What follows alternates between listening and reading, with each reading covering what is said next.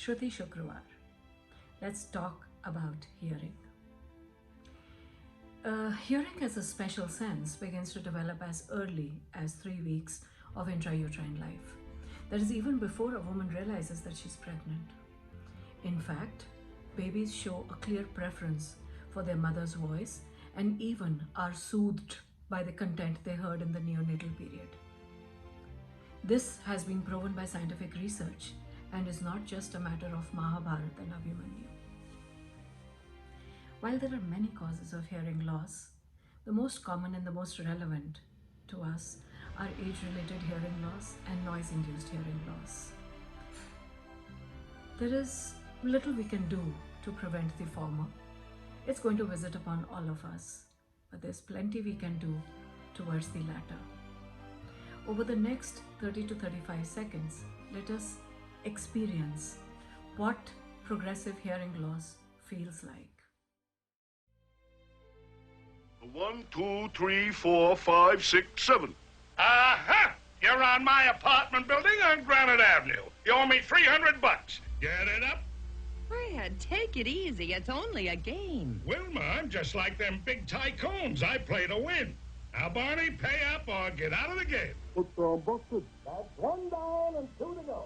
Betty, it's your turn. I don't have any more money either. You got it all. Then I'll take a mortgage on your open toe.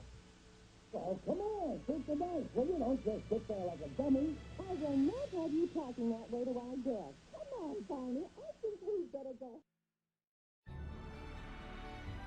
Many people find it difficult to wrap their head around the scale that we use for measuring hearing.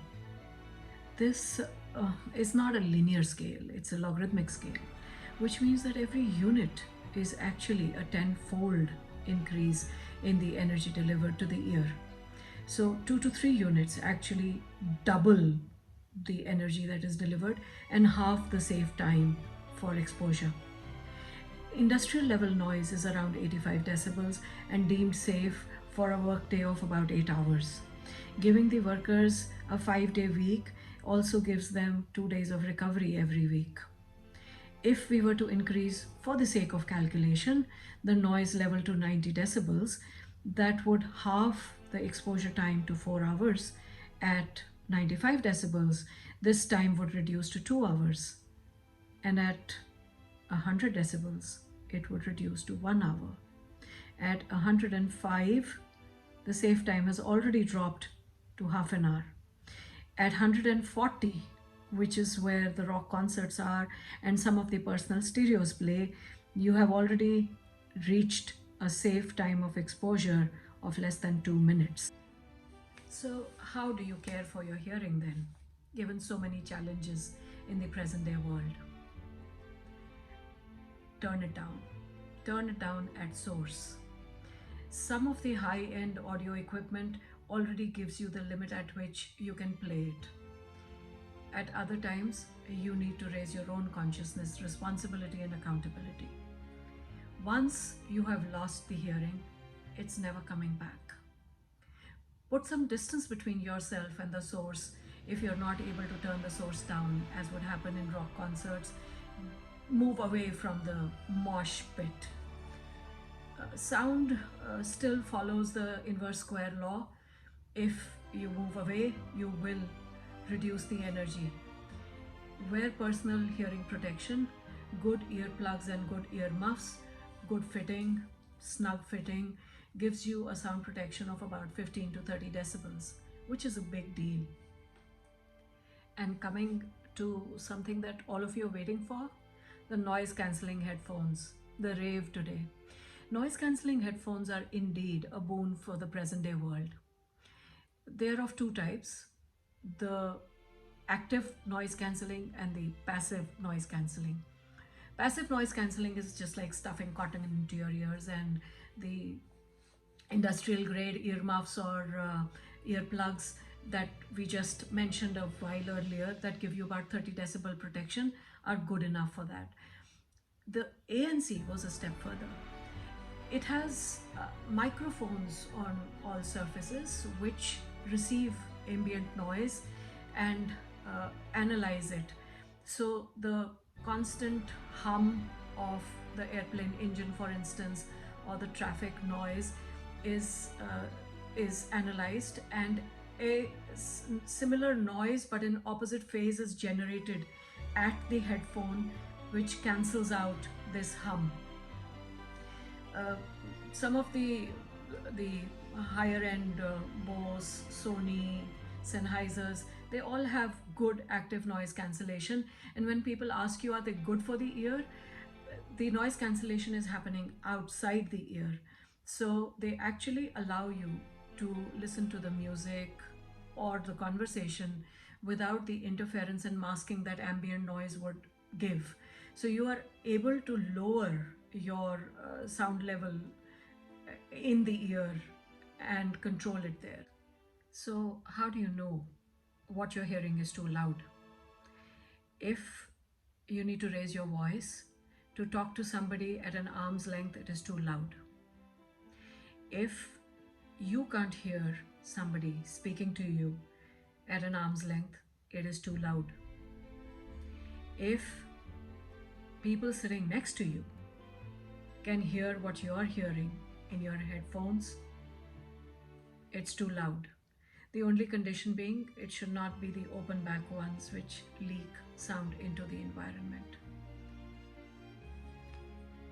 But dudes, guys, as we just said, this works only for a relatively constant humming noise.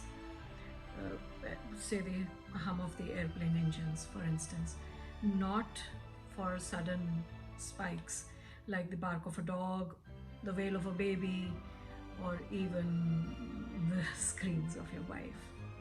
Next, once you've reduced it at source or put some distance between you and the source, reduce your exposure. We did talk about the safe time limits, and the rock concerts give you that feeling of a buzz in the ears, the tinnitus, and somewhat muffled noise. The temporary threshold shift that happens in these situations recovers within a period of a few hours to a couple of days. Anything longer and you're likely to have some residual hearing loss. In fact, WHO is predicting hearing loss to be the next big epidemic,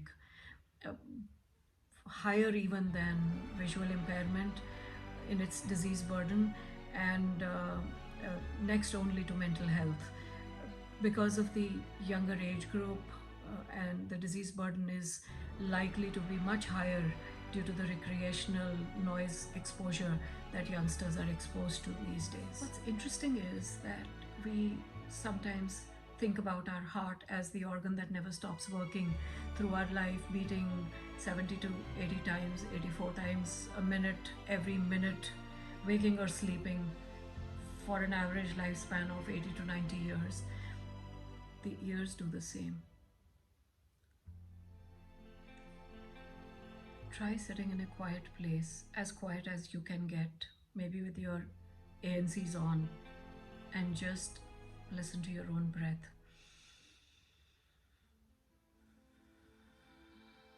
Maybe your own heartbeat. These are around at 10 to 20 decibels. These are the quietest sounds that the human beings can hear. The anechoic sound chamber that Microsoft has built at Washington allows you to hear these sounds, and the maximum that a person has been able to stay in an anechoic chamber is about 55 minutes, because this gets too much. So the brain ignores the sounds that it needs to, and in fact, when the brain can perceive your breathing and your heartbeat, it is alerted to presence of danger. And these are the sounds that we are not listening to in our day-to-day lives today. These are the sounds that we are not respecting in our life today. So in conclusion, how do you save yourself? Music is a good acronym to remember what to do the next time you're thinking about your ears. M, MP3 players can be pretty loud. Turn them down. You use chill out zones. Give yourself regular chilling breaks. Not exposed to noise. S. Stand back from the speakers. Put distance between you and the source. Your ears will thank you. I.